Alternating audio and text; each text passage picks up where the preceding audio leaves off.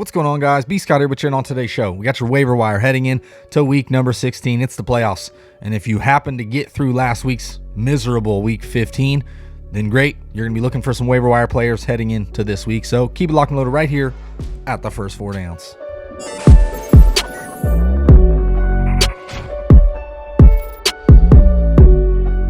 What's going on, everybody? Welcome back. As I mentioned in the preview, we're going through the waiver wire heading into week number 16.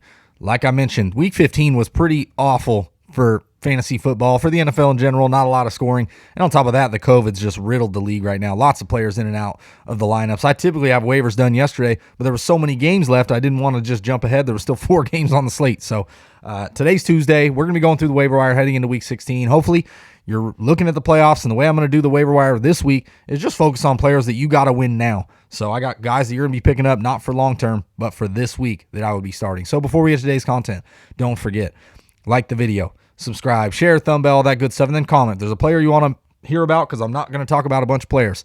Drop in the comment section. I'll be glad to give you my advice or my opinions on whether you should roster him possibly for this week, maybe even next week. Any questions, and I'll be glad to give you my opinion. So let's start. I like to start at the quarterback position. And this week, Matt Ryan. It's the one quarterback I love in a matchup. Playing the Detroit Lions, they are at home. The Falcons play better at home. The Detroit Lions play a little worse on the road. Honestly, this is what happens when you get a football team that steps up and all they want to do is win football games. They want to play hard, and that's what you're going to get on a weekly basis. Detroit Lions coming off a big win. Now they're on the road. I like Matt Ryan's chances here to finally bounce back and have a couple touchdowns. Struggled against the 49ers. 49ers at home. They play pretty well, especially the defense stepped up, but I like Matt Ryan. They were able to move the ball, no problem. So I like him as a spot start this week. If you're really struggling at the quarterback position, Matt Ryan could be a good option for you. Now I'm going to be looking at some running backs. That's the only quarterback I really love this week in a spot start. Running backs, first off, Ronald Jones. Obviously, no Leonard Fournette, possibly missed this week, maybe even next week. I like him as a start this week against the Carolina Panthers if he was the starter. I mean, in the 4 to 6 games, I want to say last year, he played without Leonard Fournette, seeing a bulk of the carries. Ronald Jones was very effective, 15-plus touches, over 10 fantasy points in all his games. So I like Ronald Jones this week. 8 rushes for 63 yards, 2 catches for 8 yards when Leonard Fournette went out of the game. He should be very effective, and you want a piece of a strong offense like the Tampa Bay Bucks. Carolina defense, albeit has been okay on the season, but really struggled over the last few weeks. So Ronald Jones, a good start this week, and potentially further if Fournette happens to miss some games. Craig Reynolds, I'm going to talk about him. He's at the Atlanta Falcons now. I was worried, just who knows what the Lions backfield was going to shake out. I mentioned Craig Reynolds in my waiver wire last week. And once again, he goes out and he handles business. 26 carries for 112 yards, 1 catch for 5 yards. And he's looking like the bell cow back. He's got the freshest legs. And at this time of year, fresh legs are always going to get you, especially against the defense that's struggling. The Atlanta Falcons, that defense has really struggled, especially defending the run. Jamal Williams still dealing with COVID. DeAndre Swift, why even bring him back at this point with the banged-up injuries? Just save him for next year. You got nothing to play for anyway. So Craig Reynolds, I like as a good, strong option to be picking up and starting this week as a solid potential RB2. And then Justin Jackson, a little bit of a speculative ad. Played well. Austin Eckler, you've seen it, was limited in the game last week. And Jackson, 13 carries for 86 yards. That's pretty good stat line. He looks good, looks explosive at this time of year, like I mentioned. Some fresh legs. They're going to get out there and they're going to be able to run. They got the Houston Texans. Houston Texans are not good football team at all, and they're not good against running backs. So I like Justin Jackson here. Now, Eckler, he more than likely will probably play, still dealing with a little bit of an ankle injury. There was reports that he was placed on COVID, then not on COVID. I mean, who really knows? If he's on the COVID list and Justin Jackson's a starter, he's an RB2. I would just set and forget Justin Jackson as an RB2. But obviously, if Eckler plays, it's going to be hard to trust Justin Jackson. That's why it's a little bit of a speculative ad, but could be a potential option this week for the championship weeks if you're looking for that RB2. And then I'm going to mention Samaje Perine, Joe Mixon dealing with an ankle injury. If he were to miss, they're facing the Baltimore Ravens. Baltimore is very good against the running back position, but Samaje Perine could see a big workload, which could warrant low-end RB2 to flex type range if Joe Mixon were to miss. So Samaje Perine, another good option. Now we can look at some wide receivers, guys that I like this week. One of them is Aman-Ra St. Brown. I was really questioning it last week, but obviously I knew that the target share would be there if Hawkinson was out, and he's out for the season. If DeAndre Swift was out, which he was. So Aman-Ra St. Brown's just clearing so many targets, there's no way you can't start him. He's at the Atlanta Falcons. They give up the top 5 most fantasy points to the wide receiver position. Aman-Ra St. Brown has cleared 70 yards in 3 straight games, 35 targets over his last 3 games. You can't beat that. So I'd be starting Aman-Ra St. Brown, 2 of his last 3 games with the touchdown as well. He's playing good.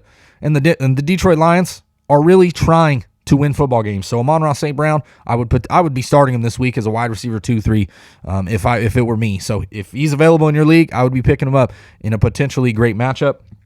Russell Gage on the flip side of that ball, facing the Detroit Lions. He's cleared 60 yards in 4 straight games. He's averaged 8 targets over his last 5 games. And I knew that Russell Gage would be okay coming off a game, 11 targets, 8 catches for 91 yards and a touchdown, and made some spectacular catches against San Francisco 49ers defense that hasn't played good. So for me, Russell Gage is a great option this week. And I think in this game, there could be some points to be had with the Atlanta Falcons and Detroit Lions, both offenses that are honestly picking it up down the stretch here. I know Matt Ryan struggled a little bit, but I think it'll be just fine in this game. I like Russell Gage as a good starting option this week. So if he's available in your league, I'd be picking him up. Then Marquez, Valdes-Scantling. He's facing the Cleveland Browns. The Cleveland secondary is not very good. Then he's got the Minnesota Vikings after that. So 2 back-to-back good matchups for MVS. 7+ targets in 3 of his last 4 games. He's cleared 50 yards in 3 of his last 4 games. He is a boomer bust option. Now that you saw it the last 2 weeks, he didn't see the big target share, and his floor is pretty low, but his ceiling is very high. He makes deep ball catches and honestly made some great catches in that game last week. So I like him as a good possible start option this week. 7 targets, 5 catches, 98 yards and a touchdown. That's what he had last week against the Baltimore Ravens. And like I mentioned, just made some excellent catches. So MVS is a guy that I would potentially be looking to flex this week in a good spot. And then I'm going to talk about Gabriel Davis, 3 straight games with a touchdown. If Emmanuel Sanders were to miss again, he's facing the New England Patriots. Not a great matchup, but he's getting it done. Gabriel Davis was a guy coming into the season that I thought you could see a big uptick in production. And what happened? They bring in Emmanuel Sanders, which really cut into that. Last year was very effective, had some big boom games with touchdowns. He's had 3 straight games with a touchdown. Could be a decent flyer option this week.